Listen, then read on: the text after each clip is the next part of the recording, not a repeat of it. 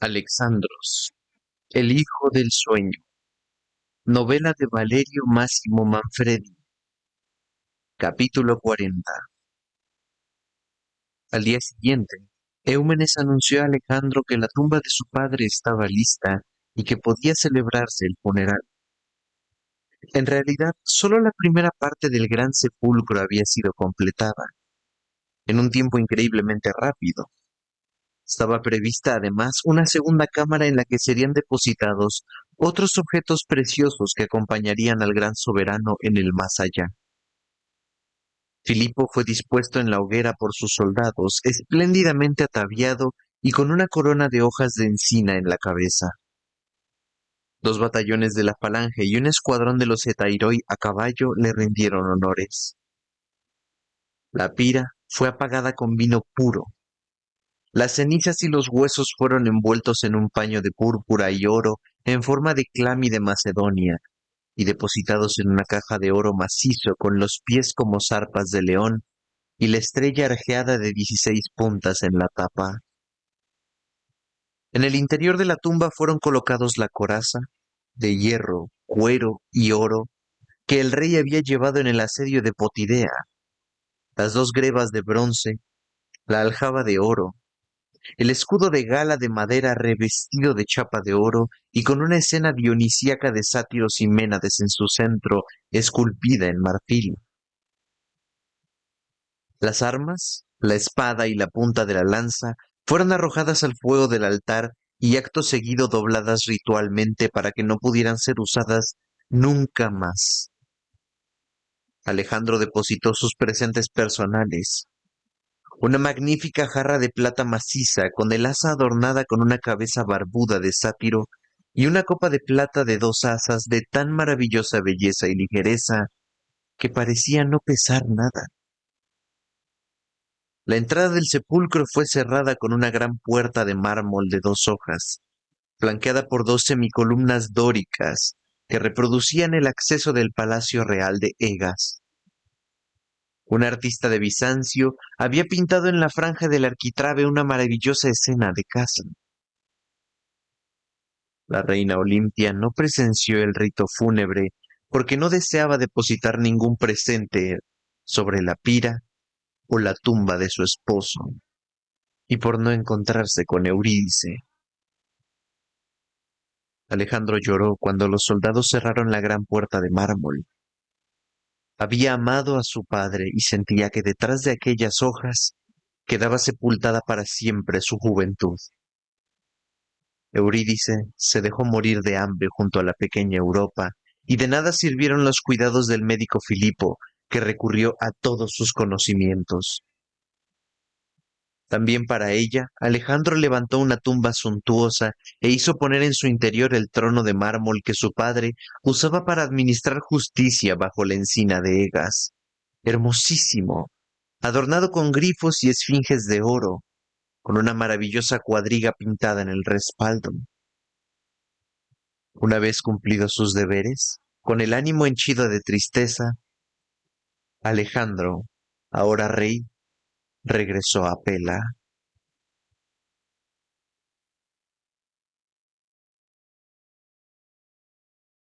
El general Antípatro era un oficial de la vieja guardia de Filipo, leal al trono y extremadamente digno de confianza.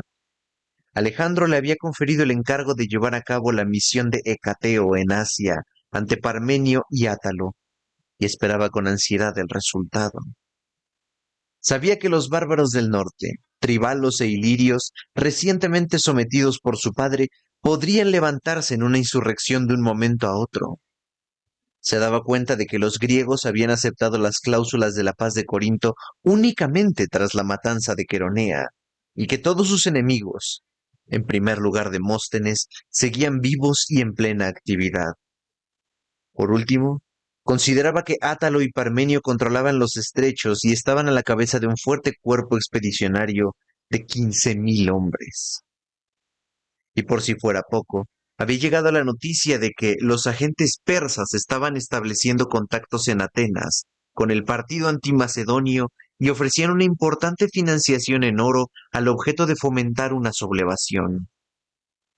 Había muchos elementos de inestabilidad, y si todas aquellas amenazas se hubieran concretado al mismo tiempo, el nuevo soberano no habría tenido salvación. La primera respuesta a sus interrogantes llegó a principios del otoño. Antípatro solicitó de inmediato audiencia al rey y Alejandro lo recibió en el despacho que había sido de su padre. Por más que fuese un soldado de cabeza a pies, Antípatro no gustaba de hacer ostentación de su condición y vestía habitualmente como un ciudadano común y corriente, lo cual demostraba su equilibrio y seguridad. Señor, anunció al hacer su entrada. Estas son las noticias que llegan de Asia. Átalo se negó a ceder el mando y regresar a Pela. Presentó resistencia armada y fue muerto. Parmenio asegura su sincera fidelidad. Antípatro, quisiera saber lo que de veras piensas de Parmenio. Has de saber que su hijo Filotas está aquí mismo en el palacio. Podría pensar, según se mire, que es mi rehén. ¿Ese es, según tú, el motivo de su declaración de fidelidad? No, repuso sin vacilación el veterano general. Conozco perfectamente a Parmenio. Siente afecto por ti. Siempre te ha querido desde que eras un niño, y venías a sentarte en las rodillas de tu padre durante los consejos de guerra. Alejandro recordó de improviso la cantinela que tarareaba cada vez que veía los blancos cabellos de Parmenio. El viejo soldado que va a la guerra, cae por tierra, cae por tierra. Sintió que le invadía una profunda tristeza, pensando en cómo el poder cambiaba drásticamente las relaciones entre las personas. Antípatro continuó, pero si tienes dudas, no hay más que un modo de ahuyentarlas. Mandarle a Pilotas. Exactamente. En vista de que sus otros dos hijos, Nicanor y Héctor, ya están con él. Es lo que haré. Le mandaré a su hijo con una carta reclamándolo en Pela. Tengo necesidad de él y temo que esté a punto de desencadenarse una tempestad. Me parece una decisión prudente, señor. Parmenio aprecia sobre todo una cosa, la confianza. ¿Qué noticias hay del norte? Malas. Los tríbalos se han alzado en rebelión y han incendiado algunas de nuestras guarniciones fronterizas. ¿Qué me aconsejas tú? Ya hice enviar unos mensajes. Si hacen caso omiso de ellos, solo queda golpear lo más fuerte posible. Sin duda. ¿Y el sur? Nada bueno. El partido antimacedonio está reforzándose un poco por todas partes, hasta en Tesalia. Tú eres muy joven y hay quien piensa que... Habla con total libertad. Hay quienes dicen que eres un muchacho sin experiencia, que no conseguirás mantener la hegemonía establecida por Filipo. Tendrán que arrepentirse de ello. Y hay otra cosa. Dime, tu primo Arquelao continúa. Lo invitó Alejandro, poniendo gesto sombrío. Fue víctima de un accidente de casa, señor. ¿Murió? Antípatro asintió. Cuando mi padre conquistó el trono, los perdonó tanto a él como a Amintas, por más que ambos estuviesen en la línea de sucesión hasta aquel momento. Ha sido un accidente de casa, mi señor, repitió Antípatro, impasible. ¿Dónde está Amintas? Abajo, en el cuerpo de guardia. No quiero que le suceda nada. Estaba a mi lado cuando ocurrió el asesinato de mi padre. Antípatro hizo señal de haber comprendido y se encaminó hacia la puerta.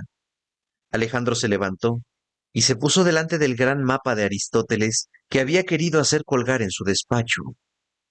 El este y el oeste podían tenerse por seguros, vigilados por Alejandro de Epiro y por Parmenio, siempre que pudiera confiarse verdaderamente en él. Pero el norte y el sur representaban dos grandes amenazas. Tenía que atacar lo más pronto posible y con tanta dureza que no cupieran dudas acerca del hecho de que Macedonia tenía un soberano no menos fuerte que Filipo. Salió a la galería que daba al norte y dirigió la mirada hacia las montañas donde había transcurrido su destierro. Los bosques comenzaban a cambiar de color con la proximidad del otoño y pronto caería la nieve. Hasta primavera, la situación por aquella parte se mantendría tranquila. Era preciso por el momento espantar a tesalios y tebanos. Meditó un plan de acción en espera de que Filotas y Parmenio volviesen de Asia. Reunió a su consejo de guerra pocos días después. Entraré en Tesalia con el ejército en formación de combate. Haré que me confirmen en el cargo de Tagos que estaba en posesión de mi padre, y me acercaré hasta las murallas de Tebas, anunció. Quiero hacerles entender a los tesalios que tienen un nuevo jefe, y en cuanto a los tebanos, quiero darles un susto de muerte. Tienen que saber que puedo atacarlos en cualquier momento. Hay un problema, intervino Hefestión. Los tesalios obstruyeron el valle de Tempe con una fortificación de derecha a izquierda del río. Estamos bloqueados ahí. Alejandro se acercó al mapa de Aristóteles e indicó el macizo del monte Osa que caía a pico sobre el mar. Lo sé, repuso, pero nosotros pasaremos por aquí. ¿Y cómo, si puede saberse? Preguntó Ptolomeo. Ninguno de nosotros tiene alas, que yo sepa. Tenemos masas y escoplos, replicó Alejandro. Tallaremos una escalera en la roca viva. Hagan venir a 500 mineros del Pangeo, los mejores que encuentren. Aliméntenlos bien, denles ropa, calzado y prométanles la libertad si terminan dentro de 10 días. Van a trabajar por turnos, sin descanso, por el lado del mar.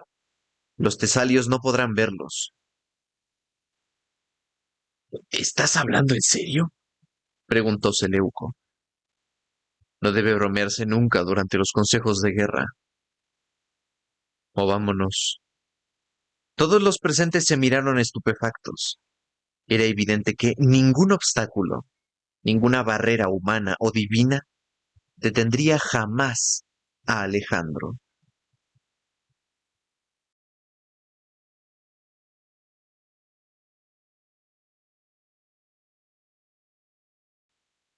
Capítulo 41. La escalera de Alejandro estuvo lista en 7 días, y al amparo de las tinieblas, la infantería de asalto de los escuderos llegó a la llanura de Tesalia sin necesidad de desenvainar la espada. Un mensajero a caballo refirió la noticia al comandante Tesalio pocas horas después, pero sin ninguna explicación porque nadie en aquel momento estaba en condiciones de darlas. ¿Me estás diciendo que tenemos un ejército macedonio a nuestras espaldas, al mando del rey en persona? Así es. Y según tú, ¿cómo se las arreglaron para llegar? Eso no se sabe, pero los soldados están allí. Y son muchos. ¿Cuántos? Entre 3 y 5 mil hombres, perfectamente armados y equipados. Tienen también caballos. No muchos, pero los hay. Eso no es posible. No puede pasarse por el mar, así como tampoco por los montes. El comandante, un tal Caridemo, no había terminado de hablar cuando uno de sus soldados señaló a 2 batallones de la falange y un escuadrón de Tairoi a caballo que remontaba el río en dirección a la fortificación. Esto significaba que, antes de la noche, habrían sido aplastados entre 2 ejércitos. Poco después, otro de sus guerreros le informó que un oficial macedonio de nombre Crátero quería negociar de nuevo. Dile que voy enseguida, ordenó Caridemo y salió por una poterna para reunirse con el macedonio. Mi nombre es Crátero, se presentó el oficial, y te pido que nos dejes pasar. No queremos hacerles ningún daño, solo unirnos a nuestro rey, que está a espalda tuya, y dirigirnos a Larisa, donde el soberano convocará al ejército de la Liga Tesálica. No me parece que tenga elección, observó Caridemo. No, no la tienes, respondió Crátero. Negociemos entonces, pero ¿puedo saber algo? Si está en mis manos responder, así lo haré. declaró Crátero, tan formal como pudo. ¿Cómo es que su infantería llegó hasta mis espaldas? Tallamos una escalera en la ladera del monte Osa. ¿Una escalera? Sí, un pasaje que nos permite estar en contacto con nuestros aliados tesalios. Caridemo, consternado, no pudo menos que dejarlo pasar. 2 días después, Alejandro llegó a Larisa, convocó al Consejo de la Liga Tesálica y se hizo confirmar como Tagos Vitalicio. Luego esperó a que las restantes secciones del ejército le alcanzaran para atravesar Beocia y desfilar bajo los muros de Tebas con un gran despliegue de fuerzas. No quiero ningún derramamiento de sangre, afirmó, pero tienen que llevarse un susto de muerte. Piensa en ello, Ptolomeo. Ptolomeo formó al ejército como en la batalla de Queronea. Hizo ponerse a Alejandro la misma armadura que había llevado su padre e hizo preparar el gigantesco tambor de guerra sobre ruedas tirado por 4 caballos. El sordo retumbo se pudo oír claramente desde las murallas de la ciudad, donde algunos días antes los tebanos habían intentado un asalto a la guarnición macedonia de la ciudadela de Cadmea. El recuerdo de las penalidades sufridas y el miedo a aquel ejército amenazador bastaron para calmar por un tiempo los ánimos más agitados, pero no para extinguir el odio y la voluntad de una revancha. ¿Bastará? Preguntó Alejandro a Hefestión mientras desfilaban a los pies de Tebas. Por ahora, pero no te hagas ilusiones. ¿Qué piensas hacer con las restantes ciudades que han expulsado nuestras guarniciones? Nada. Quiero ser caudillo de los griegos, no su tirano. Deben comprender que yo no soy un enemigo. Ese está al otro lado del mar. El enemigo es el persa que impide la libertad en las ciudades griegas de Asia. ¿Es cierto que ordenaste iniciar pesquisas sobre la muerte de tu padre? Sí, a Calístenes. ¿Y crees que va a conseguir descubrir la verdad? Creo que hará lo posible. ¿Y si descubriera que fueron los griegos? Los atenienses, por ejemplo. Decidiré lo que haya que hacer en su momento. Calístenes fue visto con Aristóteles, ¿lo sabías? Por supuesto. ¿Y cómo explicas tú el hecho de que Aristóteles no venga a hablar contigo? Resulta difícil hablar conmigo en estos tiempos, querido amigo. O tal vez lo que quiere es mantener una total independencia de juicio. La última sección de los Etairoi se dispersó en medio del estruendo cada vez más débil del gran tambor, y los tebanos se reunieron en consejo para deliberar. Había llegado una carta de Demóstenes desde Calauria, exhortándoles a no desesperar, a estar preparados para el momento de la deliberación. El trono de Macedonia está ocupado por una criatura, decía, y la situación es propicia. Las palabras del orador entusiasmaron a todos, pero no eran pocos los que se inclinaban por la prudencia. Intervino un anciano que había perdido a 2 hijos en Queronea.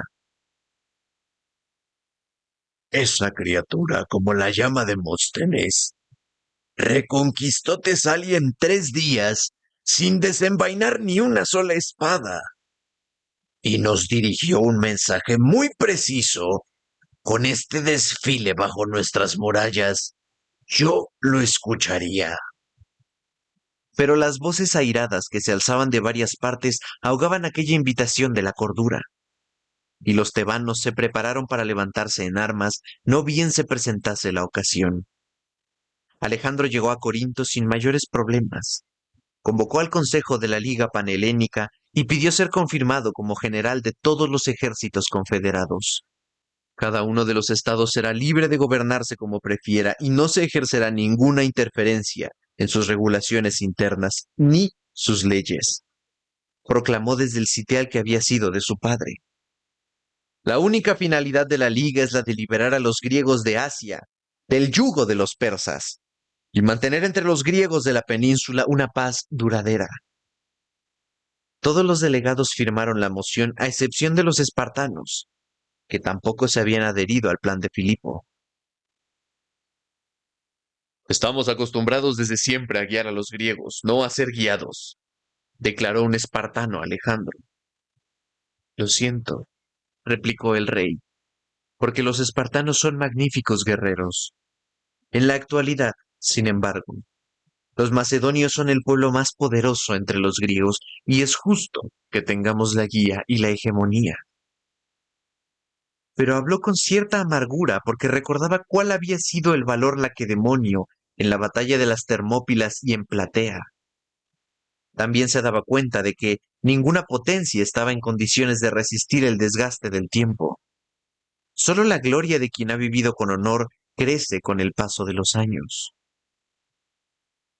De regreso quiso visitar Delfos y quedó fascinado y estupefacto ante las maravillas de la ciudad sagrada. Se detuvo delante del frontón del grandioso santuario de Apolo y contempló las palabras esculpidas en letras de oro. Conócete a ti mismo. ¿Qué significa, en tu opinión? Le preguntó Crátero, que no se había planteado jamás problemas de naturaleza filosófica. Es evidente, repuso Alejandro.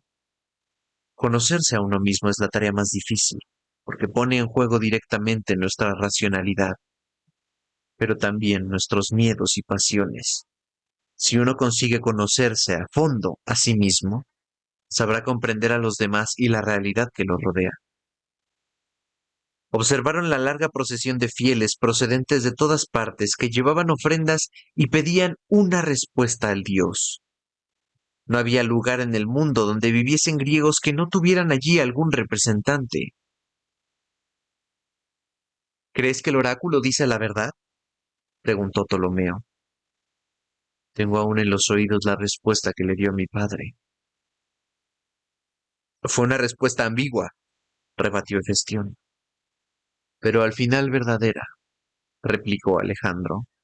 Si Aristóteles estuviese aquí, tal vez diría que las profecías pueden hacer realidad el futuro, más que preverlo. Es probable, asintió Hefestión. Estuve de oyente una vez en una de sus clases en Miesa. Aristóteles no se fía de nadie, ni tan siquiera de los dioses.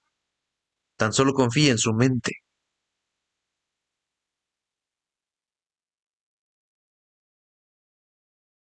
Aristóteles se apoyó en el respaldo de su sillón y cruzó las manos sobre su abdomen. ¿Y el oráculo délfico? ¿Has tenido en cuenta la respuesta de Delfos?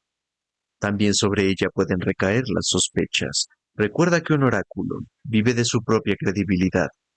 Mas para ganarse esta credibilidad necesita de un patrimonio ilimitado de conocimientos. Y nadie en el mundo posee tantos conocimientos como los sacerdotes del santuario de Apolo. Por eso pueden prever el futuro, o bien determinarlo. El resultado es idéntico. Calístenes tenía en la mano una tablilla en la que había anotado los nombres de todos aquellos que hasta aquel momento podían ser sospechosos del asesinato del rey. Aristóteles prosiguió. ¿Qué sabes del asesino? A quien frecuentó en el periodo inmediatamente anterior al asesinato del rey. Se cuenta una desagradable historia al respecto, tío, comenzó diciendo Calístenes.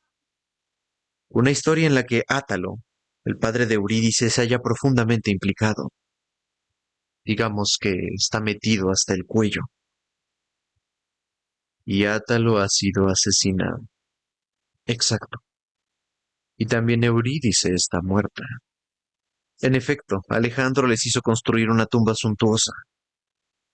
Por otra parte, reaccionó con violencia contra su madre Olimpia, porque la había tratado con rigor y porque probablemente hizo matar al pequeño bebé.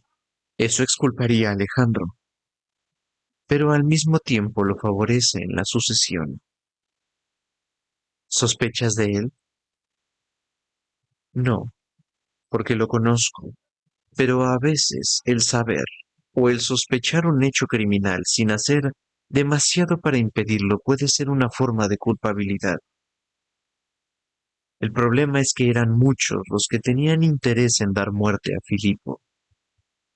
Hemos de seguir recabando información. La verdad, en este caso podría ser la suma del mayor número de indicios contra uno u otro de los sospechosos.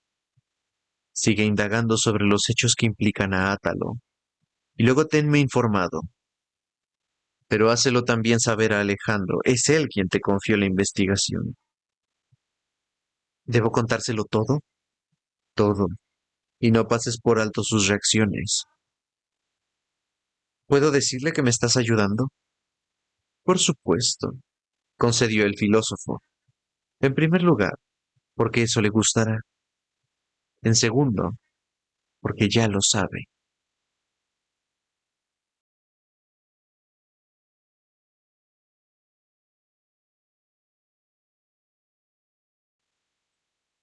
Capítulo 42. El general Parmenio regresó a Pela junto con su hijo Filotas hacia finales de otoño, tras haberlo dispuesto todo para que el ejército de Asia pudiera pasar el invierno tranquilo. Lo recibió Antípatro, que tenía en ese momento el sello real y desempeñaba la función de regente. He sentido mucho no poder tomar parte en el funeral del rey, dijo Parmenio, y también siento la muerte de Átalo. Pero no puedo decir que no me la esperase. Alejandro, de todos modos, te ha demostrado una confianza absoluta enviándote a Filotas. Ha querido que tomaras libremente la decisión que te pareciera más acertada. Y es por eso por lo que he vuelto. Pero me sorprende verte en el dedo el anillo real. La reina madre no te ha querido nunca mucho y me dicen que ha tenido siempre una gran influencia sobre Alejandro. Es cierto, pero el soberano sabe muy bien lo que quiere, y su voluntad es que su madre se mantenga al margen de la política. Y en cuanto a lo demás, juzga tú mismo. En 3 meses ha vuelto a reunir a la Liga Tesálica, intimidó a los tebanos, reforzó la Liga Panhelénica y recuperó al general Parmenio, o sea, la llave de Oriente. Para ser una criatura, como lo llama el ateniense Demóstenes, no está nada mal. Tienes razón, pero queda el norte. Los tríbalos se han aliado con los getas que viven a lo largo del curso bajo del Istro y al mismo tiempo realizan incursiones contiguas por nuestros territorios. Muchas de las ciudades fundadas por el rey Filipo ya se han perdido. Si no he entendido mal, ese es el motivo por el cual Alejandro te ha reclamado a Pela. Tiene intención de marchar hacia el norte a mediados de invierno para tomar al enemigo por sorpresa. Y tú deberás mandar a la infantería de línea. Pondrá a sus amigos a tus órdenes, al mando de los batallones. Quiere que aprendan la lección de un buen maestro. ¿Y ahora dónde está?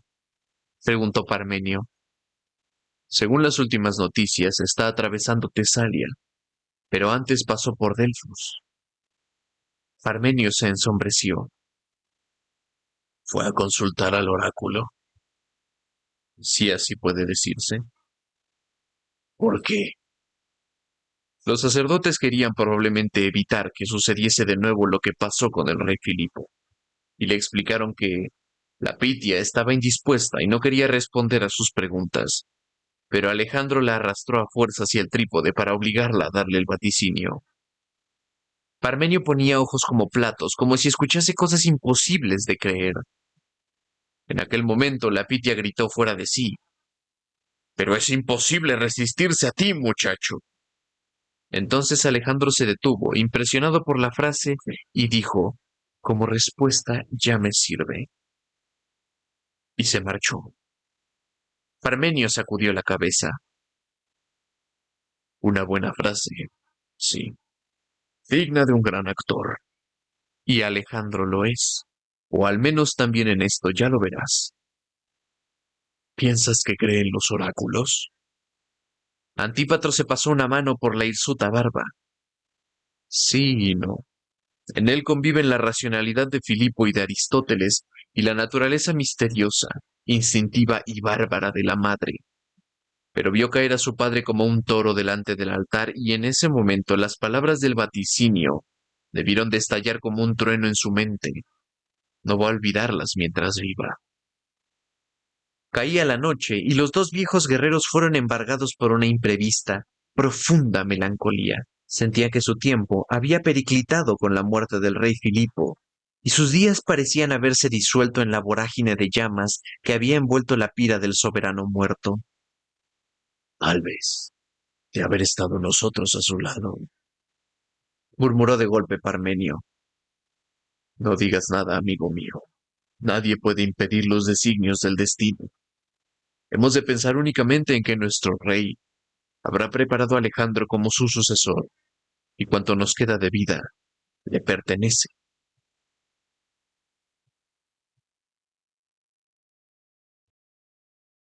El soberano regresó a Pela a la cabeza de sus tropas y atravesó la ciudad entre dos alas de gente en fiesta. Era la primera vez desde que se tenía memoria que un ejército volvía vencedor de una campaña sin haber luchado en ningún momento, sin haber sufrido ninguna baja. Todos veían en aquel muchacho de gran apostura, de rostro, vestiduras, armadura resplandeciente, poco menos que la encarnación de un joven dios, un héroe épico, y en sus compañeros que cabalgaban a su lado parecía reflejarse idéntica luz. En sus ojos parecía brillar la misma mirada ansiosa y febril.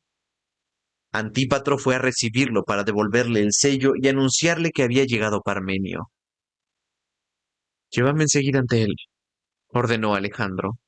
El general montó a caballo y le indicó el camino hasta una casa algo aislada a las afueras de la ciudad.